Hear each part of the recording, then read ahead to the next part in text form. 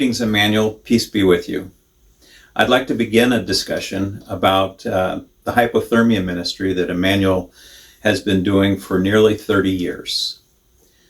Others will share via video and also with Temple Talks, and we'll have availability for questions and answers, or at least thoughts.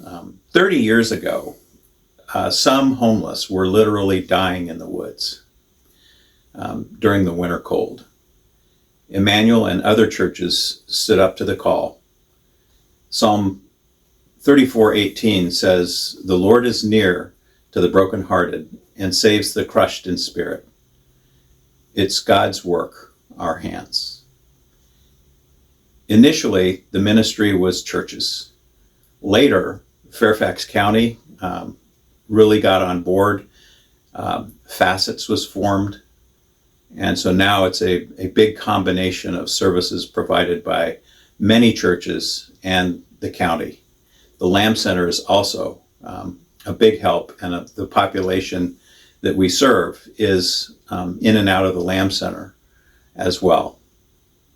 I'm a little bit preaching to the choir, as last year we had 143 volunteers from Emmanuel who gave 930 hours to support our 1-week ministry to the hypothermia folks. With new members, I'm asking to increase the size of our choir so that we can do more of God's work in this ministry. There are many ways to become unhoused, homeless, poverty, job loss, mental illness, addiction, personal tragedy. All of these things lead to what used to be called homeless and now is retermed unhoused.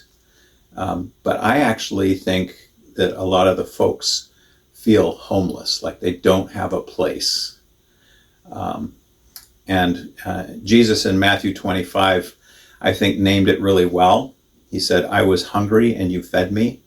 I was thirsty and you gave me a drink. I was homeless and you gave me a room. I was shivering and you gave me clothes. I was sick and you stopped to visit. I was in prison and you came to me." Some of the translations identify the people who receive this ministry as the least of these. I prefer a different description: the overlooked, the ignored. And if we think about the people that we see out on the streets, they're often overlooked, ignored, and I want to say at best, sometimes they're really looked down upon. But Jesus doesn't look down upon them. I think most people have heard of the concept of NIMBY, not in my backyard. Nope, everybody, well, some people want to help them, they just don't want them nearby while they're being helped. And I think this is one of the things that we fight really well here at Emmanuel. There's a book that Ellen Murphy, my wife, shared with me called "When We Walk By." And if you think about it, how many times we walk by, it's like the Good Samaritan who walked by. The other people walked by, the Good Samaritan stopped and helped. And so that's what Emmanuel's doing.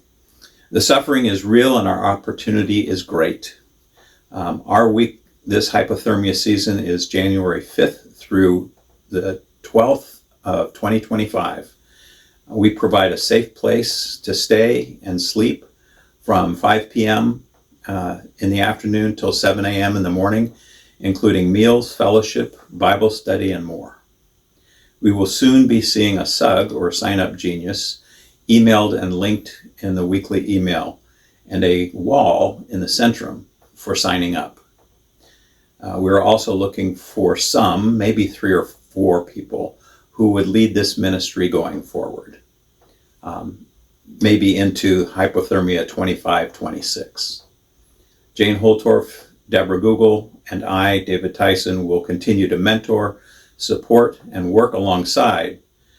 But this is a call for younger disciples. Philippians 4:9 says, "What you have learned and received and heard and seen in me, practice these things, and the God of peace will be with you." So let's join together and continue to support this ministry this year. Thank you.